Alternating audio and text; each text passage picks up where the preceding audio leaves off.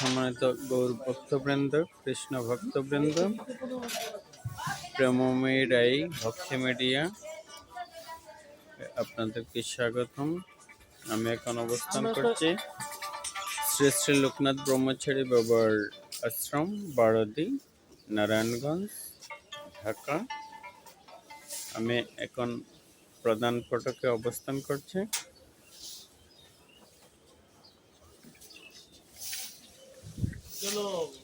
গৌর ভক্তবৃন্দ, এই হচ্ছে বাবা লোকনাথ ব্রহ্মচারীর বারোদির আশ্রমের প্রথম গেট।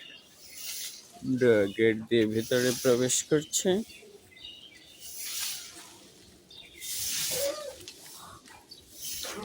তো আমি প্রথমেই আপনাদেরকে দেখাচ্ছি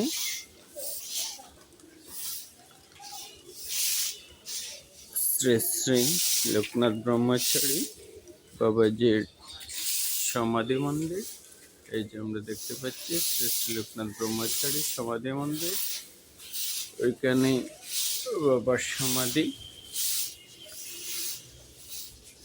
ওইখানে শেষকৃত্য সম্পন্ন হয় বাবার।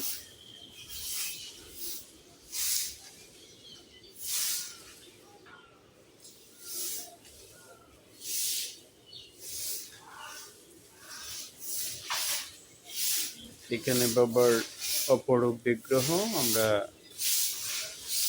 দর্শন করলাম।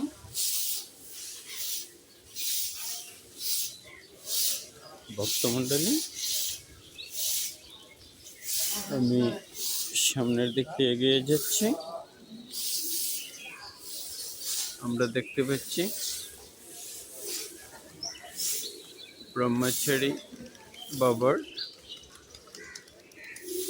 প্রধান যে মন্দিরটা, প্রধান মন্দিরের সামনে আমি অবস্থান করছি। এই হচ্ছে প্রধান মন্দির। ওই প্রধান মন্দিরে বাবার সব পূজা সম্পন্ন হয়। আমরা দেখতে পাচ্ছি পুরোহিত এখানে অবস্থান করছেন। সকালের বাবার যে সকালের পূজা ইতিমধ্যে সম্পন্ন হয়েছে। এখন ভোগ নিবেদন হবে, তারপর বাল্যভোগ বিতরণ হবে। সকালের পূজা এখানেই সমাপন হবে। ইতিমধ্যে সকালের পূজা সম্পন্ন করা হয়েছে।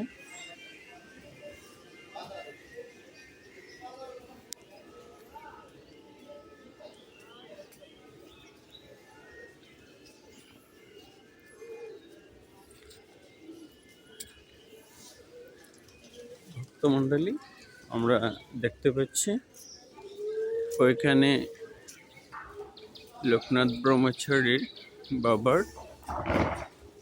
যে ভোগ নিবেদনের অনেক কিছু ওই ভাণ্ডারে পাওয়া যায়।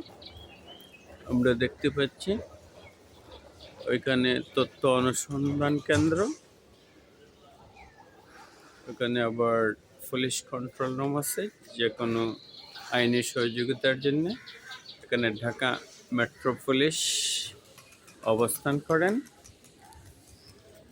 তাদের মাধ্যমে আইন শৃঙ্খলার যাবতীয় বিষয় নিয়ন্ত্রিত হয়। ওইখানে বিপণন কেন্দ্র আছে, বিভিন্ন ধরনের পূজা সামগ্রী ওই জায়গায় থেকে পাওয়া যায়। আমরা দেখতে পাচ্ছি বিপণন কেন্দ্র। বিপণন কেন্দ্রে বিভিন্ন ধরনের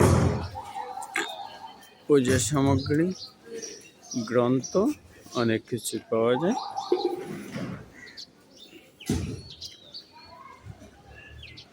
এত বড় মন্দির,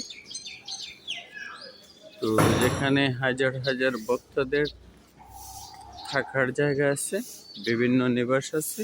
আমরা দেখতে পাচ্ছি এই বিভিন্ন নিবাস, ওইখানে ভক্তবৃন্দ অবস্থান করতে পারেন।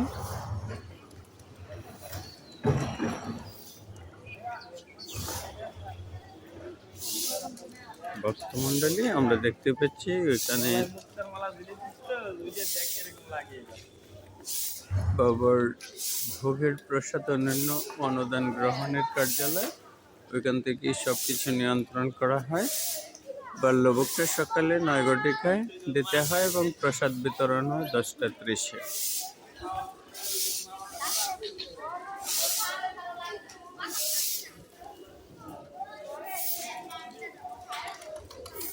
ভক্তমণ্ডলী, আমি সামনের দিকে এগিয়ে যাচ্ছি। ওইখানে হচ্ছে হরিনাম সংকীর্তনের জন্য নাট মন্দির, বিশাল নাট মন্দিরে হরিনাম সংকীর্তনের ব্যবস্থা করা হয়।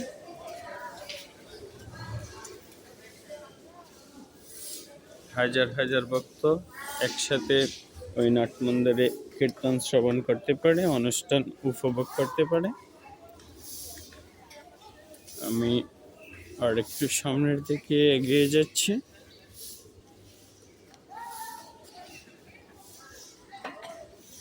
ওইখানে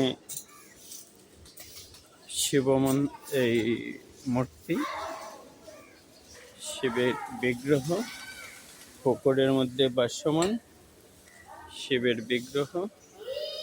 তো বাবা ছিলেন যেহেতু শিব ভক্ত, এই জন্যেই শিবের অপরূপ বিগ্রহ ওইখানে পুকুরের মধ্যে।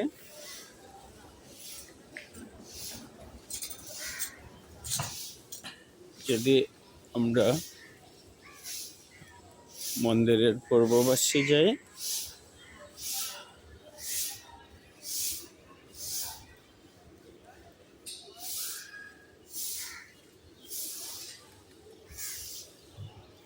মন্দিরের পূর্ব পাশে আমরা দেখতে পাচ্ছি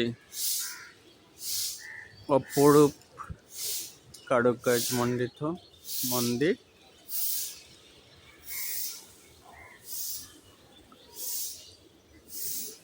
এখানে হচ্ছে দুর্গা মন্দির। তো এখনো গেট খোলা হয়নি। অনেক সুন্দর কারুকাজ সমন্বিত এই দুর্গা মন্দির আমরা দেখতে পাচ্ছি। অপরূপ কারুকার্যে সাজানো হয়েছে এই মন্দির।